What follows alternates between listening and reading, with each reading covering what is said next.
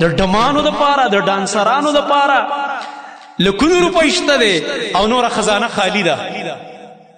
خلک بیلونو ته ژاړي اته ورته وګډېږئ الله به دې داسې تباه کي داسې عذابونه به در باندې راشي که نه والله والله چې سوچ به دې هم د هغې نه کوي دیوس به الله جنت ته نه پرېږدي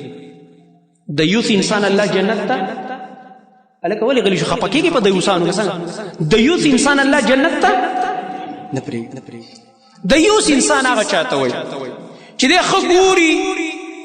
چې لورې خورې ښځه او بس بې پردګي ده او پردو سړو سره رابطې دي او لا په سوشل میډیا راځي او دی ورته هېڅ غږ نه کوي دا دیوس انسان دی چې په خپل اهل کې بې پردګي او بې حیي ګوري او دی پرې غلی ناست دی د الله نبي فرمایي داسې دوس الله جنت ته نه پرېږدي دا زما جذبات نه چې دا چې د مولوي صاحب جذبات دا د نبي کریم صلی الله علیه وسلم قول دی چې په وحي ورته په زړه کې الله چوله دا هغه خبره او راشه نن په سکولونو کې لګی دی د ګډاګانو مقابلې کېږي دا دوستوب دی په سکولونو کې لګی دی ډانسونو پروګرامونه کېږي دا دوستوب دی دا تعلیم نه دی دا دیوثیت دی دا تعلیم نه دی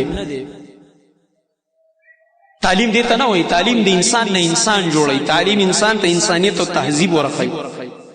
د دې نه شډل بډل پاتې کېدل ډېر ښه دي د دې نه دا ښه ده چې په ټکي هم ستا لور خور نه پوهېږي په ځای د دې چې بل چاله دې په لاس کې ورکړی هغې د لوبۍ را لوبۍ او عزتونه وله نیلامئ دلته لګیا دی زمونږ په ملک کې هره اداره جاړي وایي تاوان دی خساره ده ملک مقروض دی یو ملک ته کچکول نیولی وایي قرضه راکه بل طرف ته د مستۍ دا حل دی چې پنجاب حکومت نوټیفیکیشن جاری که ځکه د هغه ځای نه شی بیا داسې ورو راځي چې هلته وشي بیا داسې او بیا داسې بیا وګرځي بیا ټولو څلورو صوبو د پنجاب نه بیا سیند ته لاړ شي سیند نه بیا دلته راشي او د دې ځای نه بیا بلوچستان ته لاړ شي نوټیفیکیشن کتلی هم دی که نه هم دی کتلی ټولو سکولونو ته ویلي دي ټولو سکولونو ته ویلي دي چې اول په خپلو سکولونو کې دننه د ډانس مقابلې وکوي بیا چې پکې فشت په ډانس او په ګډا کې راغی نو بیا به د تحصیل په سطح بیا مقابله او چې په تحصیل کې فشت راشي بیا به د ضلعې په سطح او چې په ضلع کې څوک په ډانس او په دوستوب او په بېحیي کې اول نمبر راغو بیا به د صوبې په سطح مقابله او دومره لکه انعامونه به ورکوي واه د ډمانو دپاره د ډانسرانو دپاره لکونو روپۍ شته دی او نوره خزانه خالی ده خلک بیلونو ته ژاړي اته ورته وګډېږئ الله به دې داسې تباه کي داسې عذابونه به در باندې راشي که نه والله والله چې سوچ به دې هم د هغې نه کوي دا اوس دې بارانونو الله څه جوړ کړه ستاسو نه غټ غټ معیشتونو والا ملکونه یې وجړقول الله تنبیه وله ورکړی سم شی ګوره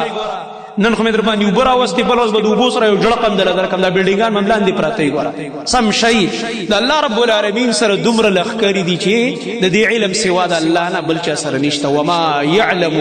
جنود ربک الا هو الله وایي زما لښکرې صرف ما ته معلومې دي چې ابرهه د مارغانو په هغه وړو کاڼو تباه کولو او د هغه وړو کاڼو نه ورله د اور بمونه جوړ کړه هغه رب العالمین سره قسمه عذابونه شته الله د عذاب نه پناه پکار ده